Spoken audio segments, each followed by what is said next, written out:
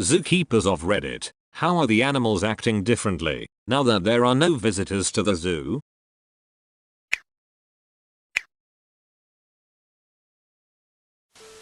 As a zookeeper coordinator, I've been working at the now closed zoo almost every day for the past month. Animals that are free roaming, peacocks, iguanas, are more active and follow keepers around like they usually do with visitors. Most of the others don't show much change in behavior, although birds like swans and flamingos are using the edges of their habitats more.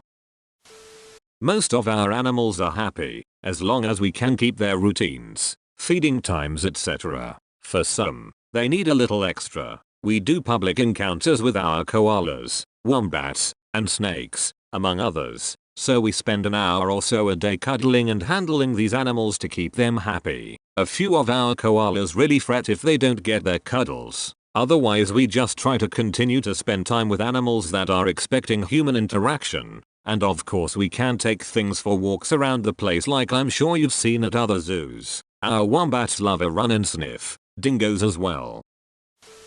In our local zoo, the apes started to miss the visitors, so they brought in an artist, who's now just painting in the empty monkey house, so the apes have someone to watch. Due to temporary staff cuts, they no longer have the people to regularly walk the wombats. Some of the wombats are holding the keepers personally responsible. Imagine having a 20-kilogram chunk of muscle with big rodent teeth mad at you. I work on an activity farm. There is a 22-year-old Shire horse. He acts like a dick when there are customers around. With no customers, he's actually still a dick. That being said, he's still awesome. Edit. Some customers come up to me with their bag of food and ask me if I will feed him, because he keeps staring at me but I'm a bit too nervous to feed him. I happily oblige. I love that ornery old bastard. My wife works at the gift shop for our zoo, and the other day we had to go move some stuff around in the store, because due to some heavy rains it had flooded a bit. Of course we took a lap around the empty park other than the keepers and few maintenance workers, and found that all the animals were really active and playful. A lot of them seemed really curious about us too. I'm sure they get used to seeing crowds every day and were starving for attention. My girlfriend is a zookeeper and animal behaviorist. She says their animals are becoming stressed. One of their African grey birds has been plucking his own feathers. She also mentioned that because they can't touch many of the animals due to the virus potentially spreading to another zookeeper, many of the animals are looking and acting depressive, not eating well, etc.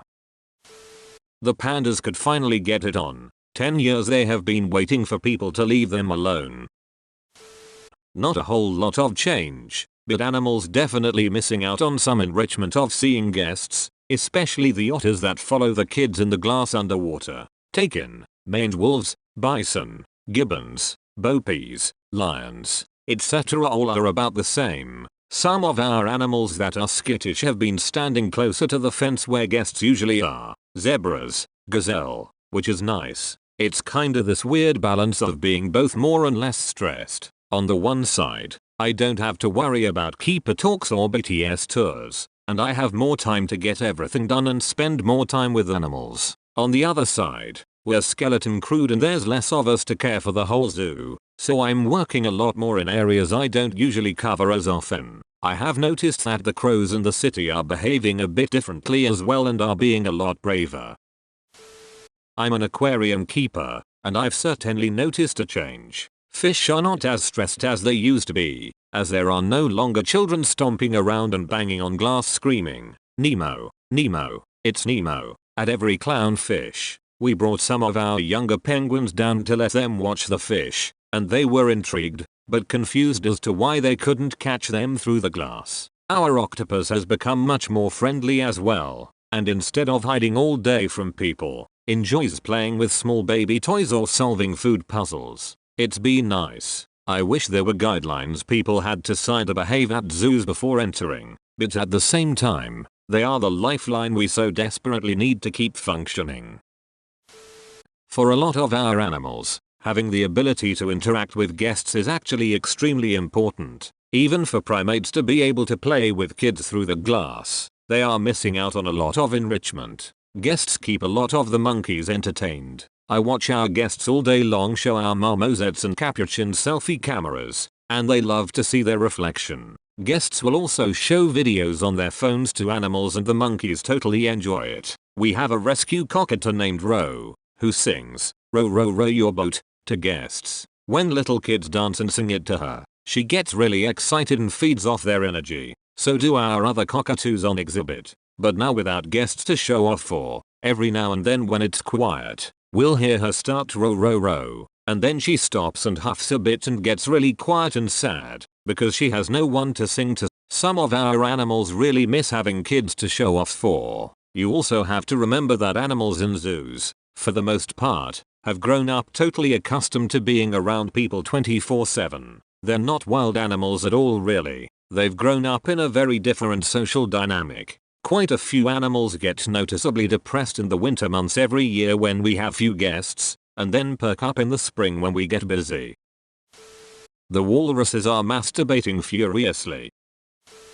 Horse trainer and barn manager here. My farm has 46 horses. About half are privately owned and boarded with us. Like most farms across the country, we are completely shut down to all but essential staff. The horses are mostly pretty happy to eat, hang out, and do horse things. We keep our horses turned out 24/7, which helps them remain healthy, happy, moving, and socializing. They are starting to lose muscling at this point, with being worked and ridden. Months or years of conditioning just disappearing by the day, but it will come back once they are all in work again. But I can tell that they are missing human interaction. My personal riding horse was giving me the cold shoulder yesterday, probably because of the lack of attention. I have been trying to give the boarded horses extra attention. I am sure their owners are missing them terribly right now. They all seem to lean in a little more when I brush them these days. Not a zookeeper, but I work in a preschool that has a guinea pig. I got to bring him home since we shut down and he's got a huge personality. The room he's in is usually loud at school, so I think he's enjoying the quiet time and really flourishing. I take care of fish, but mostly jellyfish. The jellies don't give a single duck. It's been nice for me though, because I can turn most of their display lights off so less algae grows, and I have to do less scrubbing. My actual fish don't care. The beluga whales were screeching at the cleaning crew the other day, which was hilarious. I don't work with the whales, but it seems like they enjoy, or are at least interested in, seeing others around. I work with the ambassador animals, so they are animals that are very used to the public. The animals are mostly confused that there aren't any people. Our petting zoo animals in particular are super needy. The second they see or hear us, they all come running over and start crying for attention. We're trying to give all the animals as much attention as possible, but we're down to a bare bones crew, so it's not as much as we would like. What I wanted to add though, because I think it's incredibly interesting, is that we are collecting fecal samples from some of the animals to be tested for cortisol levels, which is a pretty good indicator of stress levels. That way, when guests come back, we can take samples for comparison to see how much guests impact stress. I think it's really cool that we're taking this opportunity to see what we can learn about how guests impact the animals, and to see if there are potentially things we can do even better to improve the lives of the animals in our care. We were really hoping to do some behavioral studies too about things like activity levels, amount of the enclosure being utilized, etc. that are also important considerations for their welfare, but unfortunately we just don't have the time or staffing. I work at a very well-known and heavily visited zoo. I work with ambassador animals, and it's nice to get a chance to take animals to areas of the zoo they wouldn't normally get a chance to go to because of traffic, etc. But the free-ranging geese, man, they are getting mean and territorial, literal bridge trolls. They might have the hardest time adjusting when all the people come back and they can't control every pathway.